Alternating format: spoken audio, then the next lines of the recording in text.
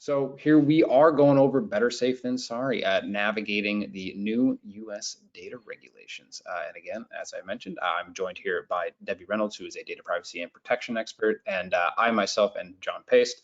I'm the territory sales manager here at Safetica, and yeah, here to talk to you today about naturally some new U.S. data regulations and some just other data privacy kind of things in general. I'll walk you through quickly what we're going to be talking about today. So we do have some, of course, main topics, additional topics, and then some Q&A that we can do later towards the end of the meeting. We're going to primarily be talking about the new Colorado Privacy Act, the Connecticut Data Privacy Act, and also the California Consumer Privacy Act. Some of you may be familiar with the California, as it has been around for a little while, although there has been some tweaks and changes recently to that, hence why we're bringing that up today. And also we want to go over some just kind of general global privacy control and other concerns around that, universal opt-outs, and also something which will be coming up is the California Delete Act. And last but not least, we'll be having a Q&A session where we can go over any questions which come up from you folks during this session. Alrighty, so moving on to kind of the introduction here, motivation behind new data regulations. Now, I don't want to be the only one talking here today, so Debbie, maybe I can ask you a little bit in terms of what do you think is kind of behind the fact that the U.S. has been starting to introduce more data regulations in the past few years than they have in quite a while, really. Absolutely. So that's a great question, and thank you again for having me on this this webinar. So in the U.S., there's a lot that's been brewing on the privacy front. I would say California has always been considered very progressive in privacy. They made privacy a fundamental human right in their constitution in the 1970s. They've been passing privacy laws for decades, so they were definitely always going to be like the front runner here. They were the first state to have a data breach notification law ever. I think that was in 2003, and by 2019, all 50 states had data breach notification laws, but they're all different in every state. And so once that happened, California started, they had already started on their CCPA law. And so what we're seeing, in my view, is a continuation of what happened with data breach, which is California started first. All these other states decided they want to put in laws and they want to, do it at their own way, so their own special way, which makes people want to pull their hair out because there isn't any consistency there. Also, there have been attempts at a federal level to try to get privacy legislation. It just has not really gone as far as people want it to. As we know, it's hard to get Congress to agree on many things, and privacy tends not to be super high on that list. So I think what the states are doing, because it's easier to pass legislation at the state level, they're doing it at a state level, even incrementally. Because we don't yet have anything on the federal level, and that's creating more tension where organizations want more clarity, they want more harmonization on the federal level, but they want to do that in a way that preempts states, and they want to do that in a way it doesn't have a private right of action, and those tend to be the big sticking point. So while that battle is being fought, states are moving full speed ahead, creating regulations around privacy and data protection at a state level. There's another thing is, consumers are really asking for this because they are tired of breaches, they're tired of their data being taken by these big companies, and they want to see some type of action. So I think on a state level, some people say all politics is local. So if you have someone screaming at you at your local state house or your city about some things that are happening in the technology realm around privacy, and you have the ability to actually do something about it, that's what we're seeing happen. So in addition to even states, there are even cities that are passing their own privacy laws. Yeah. Yeah, exactly. And I mean, I think also something really similar is happening just across the border to the north as well, up in Canada. Recently this year, Canada even passed a new data regulation, but that's specifically for Quebec, I believe, where they have a new Privacy Act, and it's similar to some of actually these regulations that have been introduced in the States, but it's around, again, the consumer. If you're dealing with X number of the consumer data from somebody from Quebec, you need to adhere to this legislation. And Canada as a whole, as a country, has not really enforced any sort of legislation like that, but Quebec again took it into their own hands to progress things further. So it's really interesting to see these things kind of happening, not even just within the states themselves, but Yeah. also very close to the states, and of course elsewhere in the world as well. There's always new data regulations and new policies and things along these lines going all I, across the globe. I'll also add one more thing, and the reason why Oh, we're sure. highlighting California, Colorado, and Connecticut. Mhm. These three states seem to be a bit more similar than dissimilar in terms of how their laws are. So they tend to be the states that have more stronger at a state level privacy Mhm. regulation, where some of the other states are more like Virginia, for example, is a big state that passed privacy law, but Yep. their laws are weaker Yep. than like California, Colorado. So I make a joke that we're gonna have privacy laws almost like barbecue sauce, like California, like Carolina barbecue sauce. Then we're gonna have like the Virginia style privacy Yep. law versus like the California style. So I would Yep. say California, I would say Colorado and Connecticut are definitely in this California style privacy Yep. regulation group. Yeah, exactly.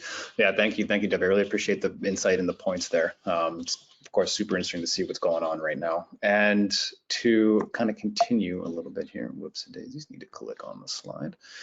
So we can kind of drill a little bit into, let's say, first and foremost, the Colorado Privacy Act. Now, what you're going to see actually as we're talking about the Colorado Privacy Act, as well as Connecticut and, of course, California as well, kind of the who's affected, what does it mean for businesses and penalties and all these sort of things. They're actually all relatively similar, which is interesting. I presume a lot of it was probably originally taken from the version that California has and then kind of reintroduced on the state level for Colorado and Connecticut. But regardless, I will just touch quickly on kind of what does this new Privacy Act mean for businesses operating in Colorado. So firstly, I mean, an organization has to be registered in the state of Colorado, offering, of course, goods or services to the people of Colorado. And regarding the need, or not need, but there has to be 100,000 consumers that you are dealing with in the state of Colorado during a year or more, as well as 25,000 consumers that you're basically delivering revenue from selling their personal data, which of course there are organizations doing that as well. It's not strictly just people that are buying and selling goods within the state of Colorado. And what does this really mean? Again, this is going to be somewhat similar for the other states as well, but we need to have mechanisms for opt-outs to make sure that people's data is not being mishandled. Privacy notices as well, data protection impact for also just assessing things, and then of course honoring consumer requests to revoke data, remove the data, get my data out of your database, and all these sort of things.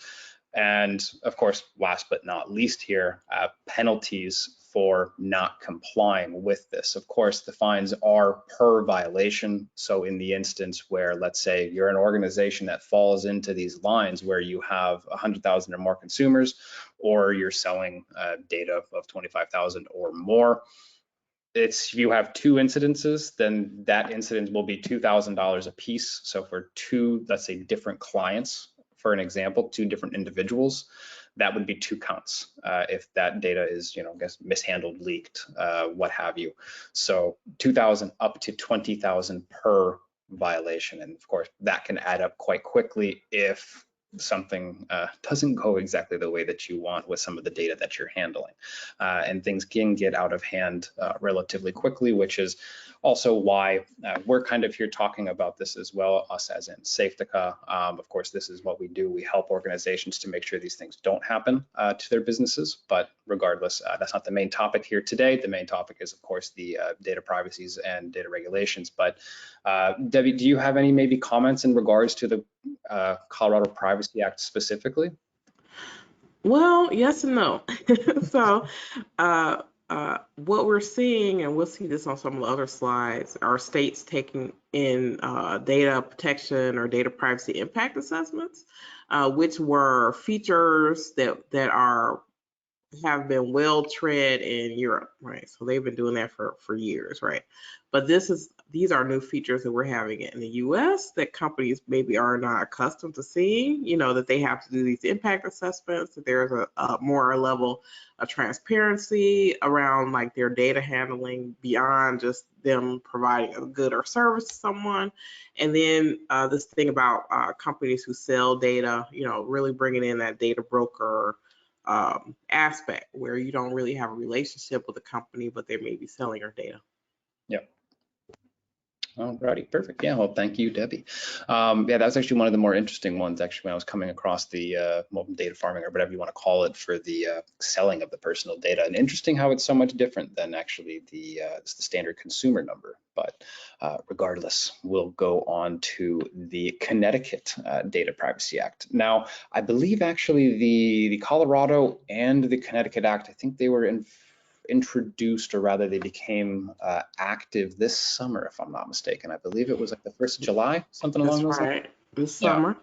Yeah, so they're both fairly new. And also, as you mentioned, Virginia also launched something somewhat recently, and I believe Utah was in there as well, if I'm not mistaken. It's But hard to keep up, right? yeah, it is. It's hard to Well, keep. well, well, because a lot of these laws get passed, and then there's a time period before it becomes a force, and then there may be certain provisions that don't kick in till later, so it's just hard to keep up. But yeah, you're right. Exactly. And interesting enough, if we're looking at this slide now with the Connecticut Data Privacy Act, well, we can see a lot of similarities here. It's customers who basically are being, or rather, businesses that interact with customers in the state of Connecticut, and same processing information as well.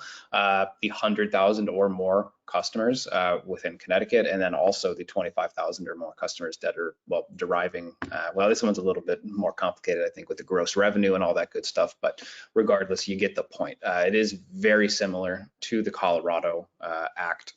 And again, what does it mean for the businesses that are being affected here? It is also very similar. We need to have those opt-out mechanisms. People need to get a grasp on kind of the data that they have and how they handle it and all that good stuff, updated privacy notices and things along these lines. Although one thing which does differ from the Colorado Act here is also the minimum, at least for the penalty. In Colorado, it was $2,000. In Connecticut, it's $5,000. And again, when you think about it in the context of an organization that is, selling to 100,000 or more people in that state, it's going to probably be a bit higher than that, 120, 150, something along those lines.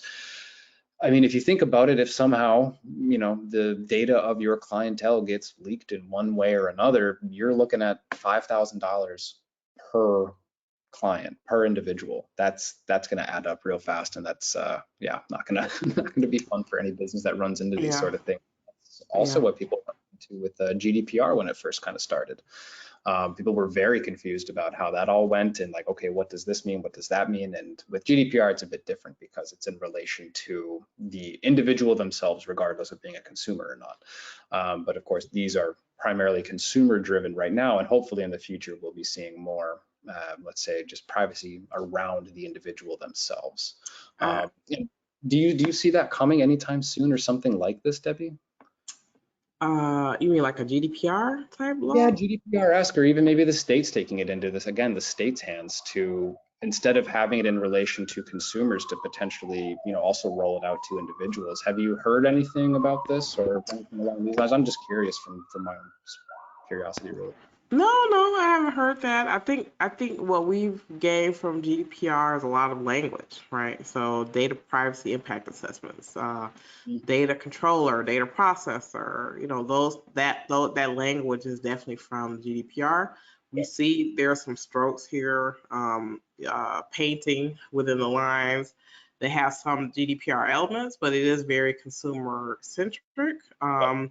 And this is the point you made about consumer versus human laws, very different. So most laws in the US around privacy are consumer related. So if you're not consuming, a lot of these things won't apply to you. You won't have Yep. those rights. And this is the big difference between states and the federal government, where even at a state level we're seeing all these consumer laws, states can pass laws that are much broader than that, right? So Hmm. we have something in Illinois called a Biometric Information Privacy Act, and it's a big, you know, companies don't like it because they've gotten a lot of fines and settlements from it, but the reason why they don't like it is because it's a human law, not a consumer law. So you don't have to Yeah. be a consumer to be able to get redress about Hmm. that, and that's very similar to what's happening in Europe.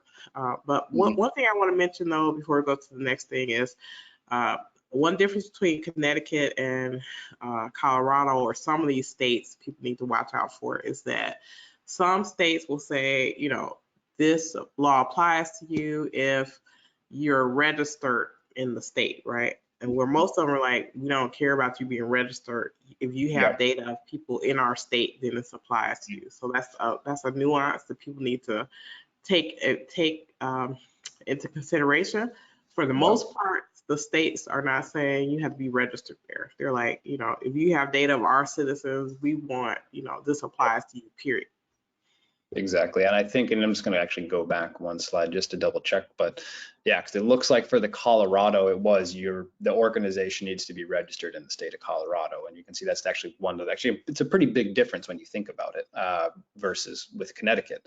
Because of course, there's loads of businesses that are doing, of course, business with people in the state of Colorado. But if you're not registered there, then it doesn't apply to you, which is a little bit odd in my opinion. But hey, maybe that's going to be changed down the road. But yeah, then I guess we can go on to, well, not last but least, but go on to the California Consumer Privacy Act. So this was revamped a bit, at least to my understanding, but because California, when did they, I'm trying to recall off the top of my head, but I can't, when they first kind of introduced their privacy acts. I know this was a number of years ago, probably in the 2010s or something along those lines, maybe even earlier. I think it was earlier than that, but I think it went into effect in 2020 or something. But Yeah.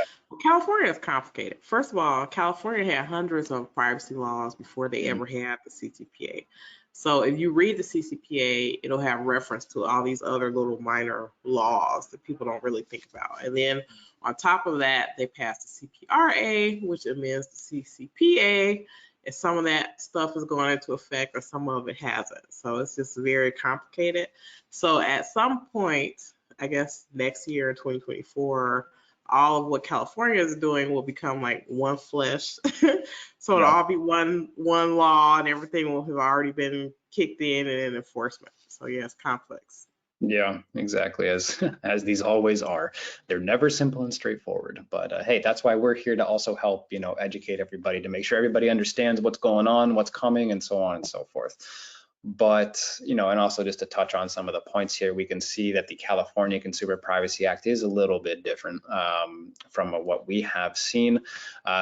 One thing that does remain is the buyer receives or sells personal information of 100,000 or more consumers. So it looks like this one actually has no relation to an organization being registered in the state. It looks like Colorado was just kind of the outlier there. But you do have to have some decent revenue for this to apply to you as well. We can see in excess of $25 million. And yeah, we also have something else here, earns more than half of its annual revenue from selling consumers personal information. But at the end of the day, what does it mean for the businesses? Again, it's relatively similar here. We either have some guardian parental consent, I guess that would be for younger individuals, do not sell my information link, which I have seen that on a number of websites actually recently, which I'm happy to see that there are some things kind of getting into play, because again, like this is something that more companies are going to need to do, and like, this doesn't have anything to do with the company being registered there. So at the end of the day, it could be anybody who's buying any goods from California. And we can see, yeah, some other few things as well for regarding what does this mean for businesses, but something somewhat similar, and then also opt-out consent for the 12-month period as well. And last but not least, fines. We can see they're actually somewhat small for that 100 to 750 range for the damages in case of any data theft or breach. I do understand that. And then of course, but if there is an intentional violation, if somebody is intentionally sharing or rather mishandling that information, of course, the fine is going to be much higher. And then we have the unintentional violation. Although the interest, rather the difference between probably that first point and third point would be interesting to examine further, but I'm not a lawyer, so I don't know necessarily the differences here and there. But Debbie, was there anything else you wanted to kind of comment on or talk about in relation to either this act in California specifically or anything else that California's been up to?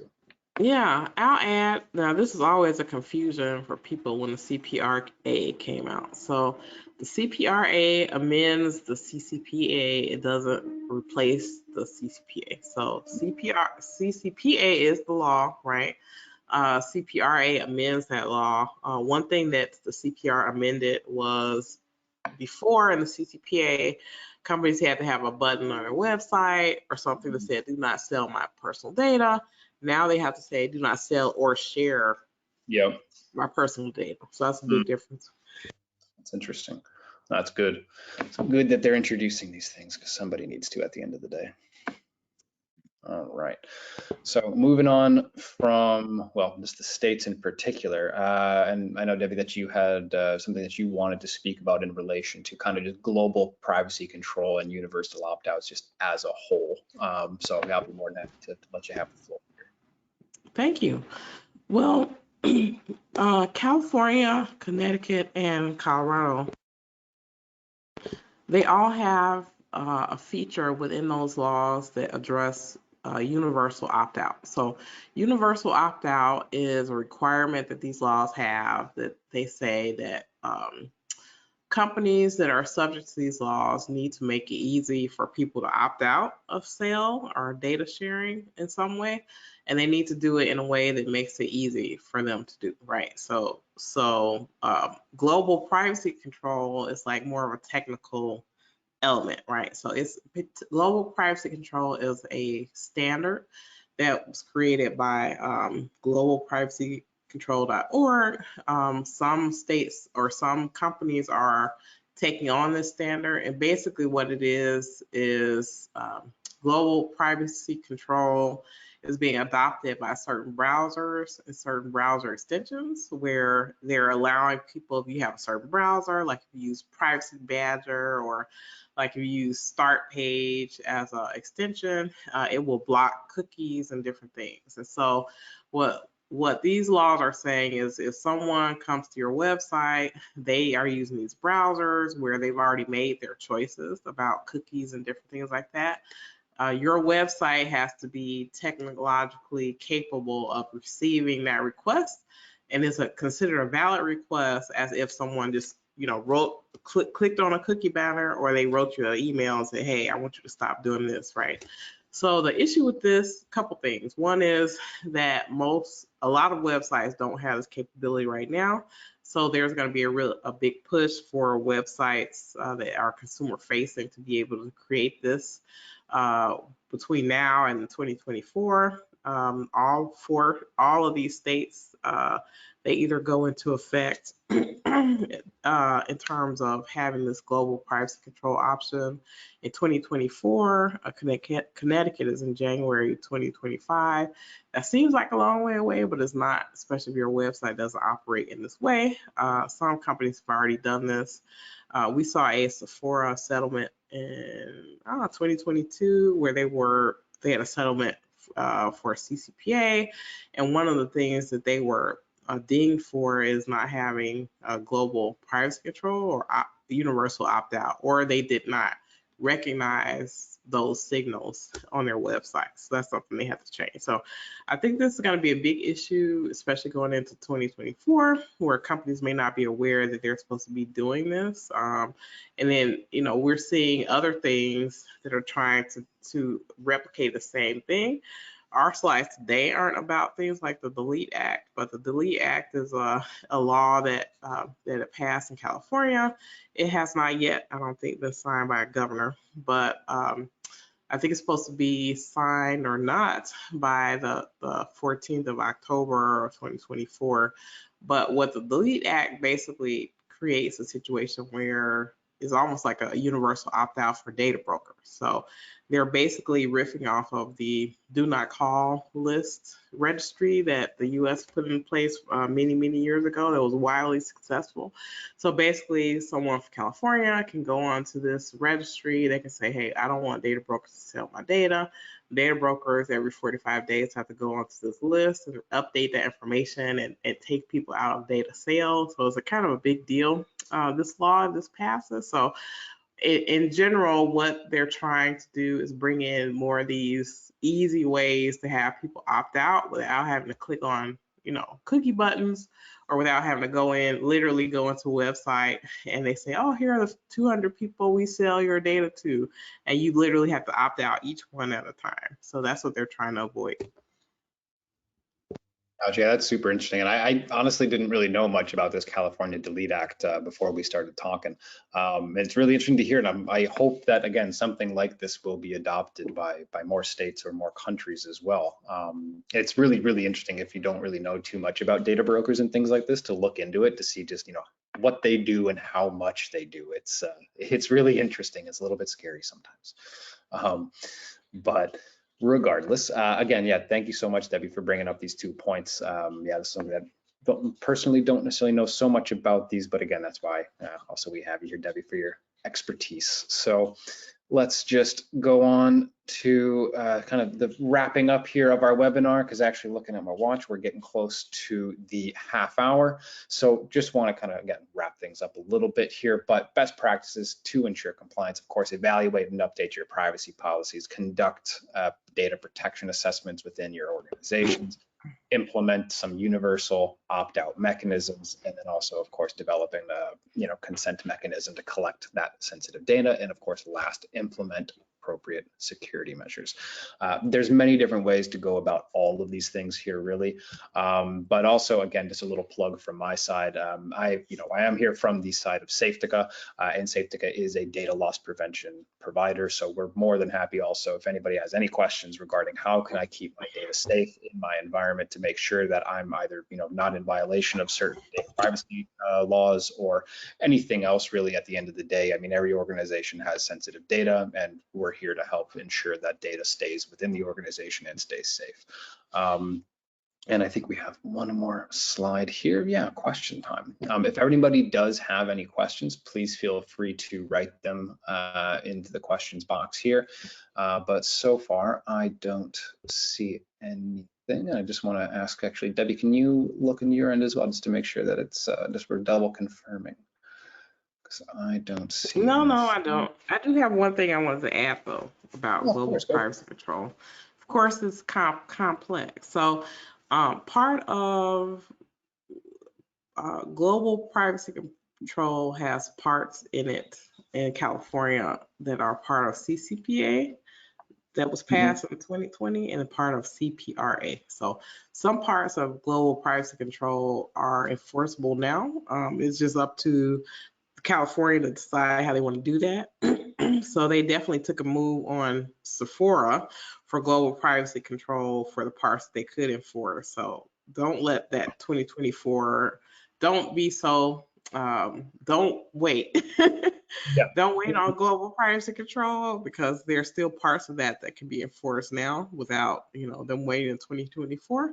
But I would Yeah. recommend, if companies, if you do not currently have global privacy control or universal opt-out features, you need to update that, put that on your website that you do not currently, right? So you definitely have to have it by 2024, but if you don't have it yet, you should list that on your privacy notice. Yeah, exactly. And that also kind of sums up the name of the webinar pretty nicely. Better safe than sorry. Better get these things in before you need them rather than waiting till the last minute or even after that deadline passes and being scrambling and rushing to get things sorted. That's never a fun way to go about things. Alrighty, well, I don't see any questions. Oh, actually, it looks like we do see, I got one here. All right, it's actually a question in regards to how the penalties are calculated by multiplying the number of impacted individuals or one by one. Generally speaking, at least to my knowledge, how these work more often than not, it's just per violation. There's no multiplication per se involved. It's just if you have 5 clients and it's $5,000 each, it's just, well, 5 times $5,000 or whatever number you want to use. At least, I don't know. Debbie, do you have any Yeah. understanding of that? But It depends on the state. It's different from the state level how they calculate those fines. So definitely not a company level. Some say depending on what infringement you're doing, maybe it's like a fee per day. So it just depends on the state. yeah, Very different at state level. gotcha. Yeah, that could be maybe a better thing to look into a little bit further because yeah, don't have it off the top of our heads. But yeah, thank you for the question. Really appreciate it. Right, and then yeah, I mean, I don't see anything else here other than a thank you for that, which of course, no problem at all. And we do have another webinar coming up in, I guess, the 23rd of October. We have some insights from some other folks here at Safetica, as well as some other folks from ESET as well, another cybersecurity company, like Lufthansa also. And I believe maybe one of our partners as well in one of our regions. But anyways, if you are interested in our next webinar, please feel free to register for that. And of course, if anybody has any questions about anything at all, please feel free to write into us at Safetica. You can find the contact information easy enough on our website. And of course, if you would like to see more about what we got going on, we also have a YouTube channel and all that as well. And I know, Debbie, you have some social media as well to follow. Of course, please feel free to have a look at what she's got. It's a lot of interesting things, keep you busy for a while. And yeah, alrighty, folks. I don't see anything else, so I guess we can wrap it up for today. And I'll just go to our final slide here. Thank you very much. Again, really appreciate everybody attending. And also, Debbie, thank you very much for being here on the call today. It was a great chatting with you. And yeah, see you all next time. Thank you. Thank you, guys. Hi.